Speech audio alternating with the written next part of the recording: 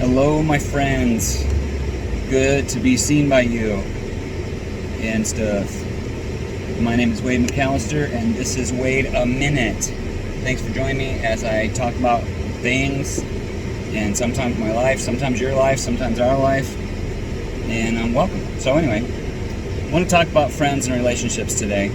There's a difference between friends and people you know, and people you're acquainted with. There's a difference. A lot of people have acquaintances and have a lot of acquaintances, and but your friend circle, your close friend circle, is very few.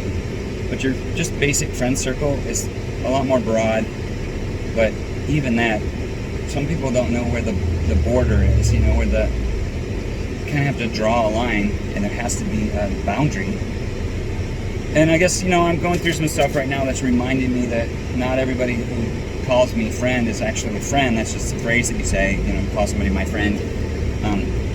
Before anyone says anything, when I say, hey, what are you doing, my friend, or something like that, I totally mean that you're my friend. So I don't use it loosely like that, but some people do. A lot of people do.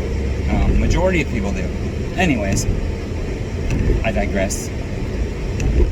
I have lots of acquaintances. Lots and lots. I don't even know how many thousand acquaintances I have. But I have lots of them. And it's not a problem for me, because I love all of them, but not all of them love me. And then I have a broad circle of friends. I love them, they love me, but we don't ever see each other. There's not really a connection as far as we don't have a bond that we can spend time together, blah blah blah. And then there's the very inner circle where it transcends time and space. Like most of you know, that my buddy Josiah from Ecuador came here recently, was here for 2 weeks, and the whole time he was here it was like we'd never been apart. It's been 10 years since we've seen each other, and we get together and we're saying the same old jokes and doing the same old whatever. It was just like, so anyway, what have you been doing? And it was just like we hadn't seen each other a few days ago. But that's the kind of bond that close friends have, that your inner circle is like that. Anyway, I said all that to say, I'm doing kind of a symbolic thing right now where I've gone on my Facebook and started removing friends that are not friends.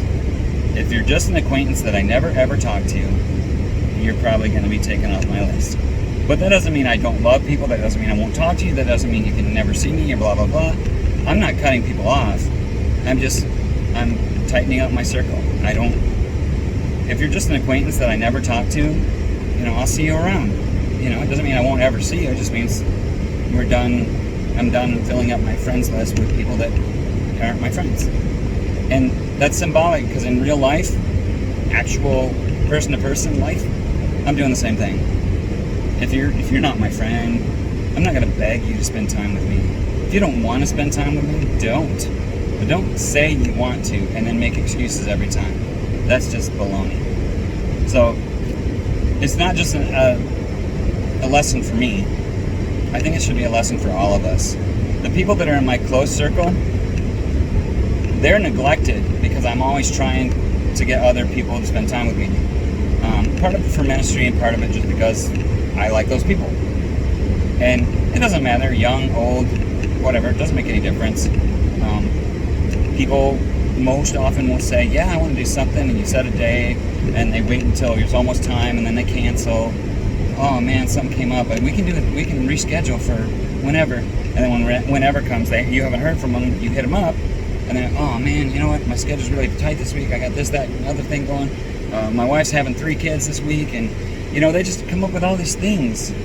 And my point is your close circle, or even your little bit broader circle of friends, will tell you, hey, I can't make that.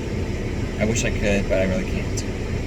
I got several friends that are in that category, and then my close friends almost always make a way. If you really want to do something, you make a way. If you don't, you'll make excuses. That's true almost all the time. Now, there are times when you just really can't make it and whatever else. I get that. I'm one of those people. I have sometimes I can't make it. I had to cancel a doctor's appointment Friday, I think it was, because I woke up with a really bad headache, and it wasn't that kind of doctor. And I woke up with a really bad headache, and I called and they didn't want me to come in any more than I didn't want to come.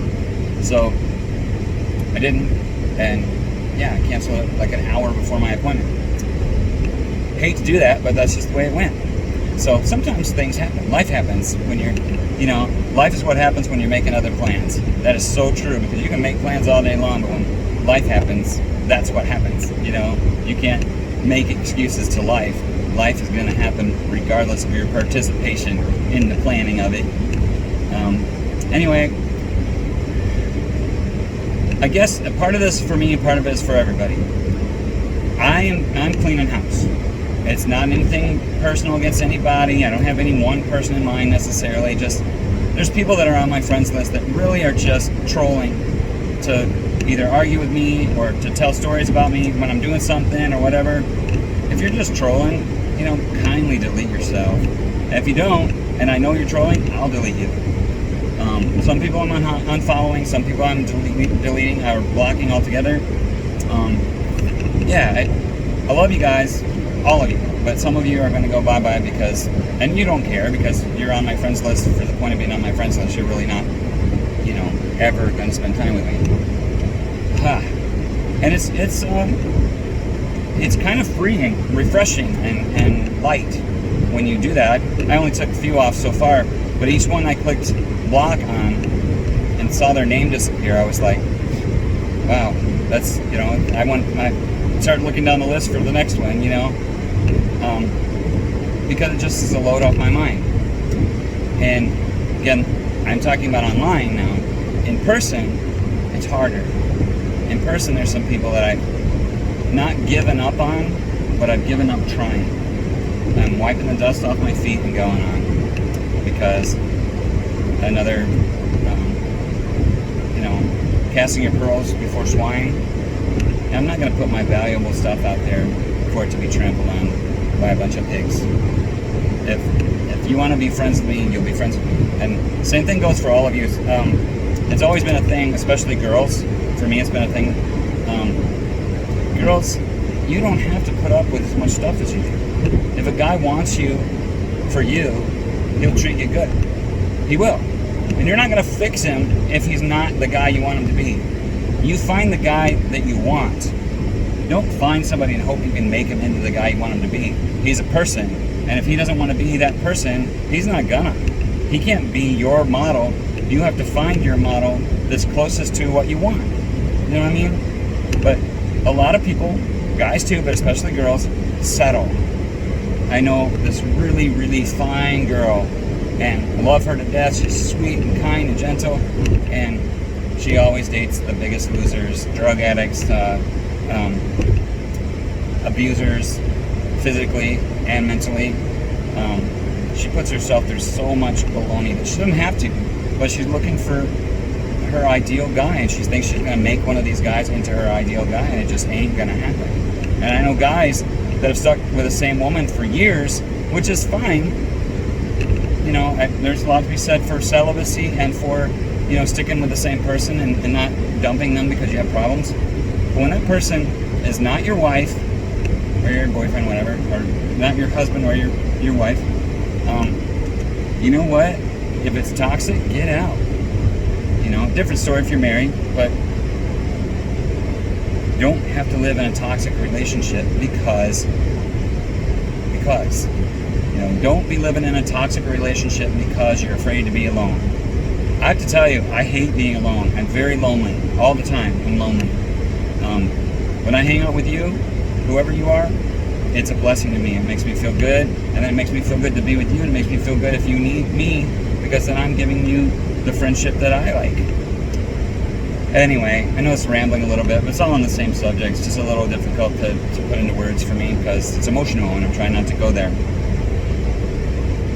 I'm lonely, but I'm cutting out people who are not really my friends because they're part of the reason why I'm lonely. I see all those friends that aren't friends, and none of them will talk to me, or they'll make plans and then cancel. That just makes me feel worse. I'm not going to make them into the person I want them to be. They're going to be who they are, and that's it. Can't expect any more. Some people change when they really want to, but most people don't want to change. They're happy being the people they are. But I love you guys. Something to think about. Don't really have a lot of answers, but I have a lot of questions. Bye.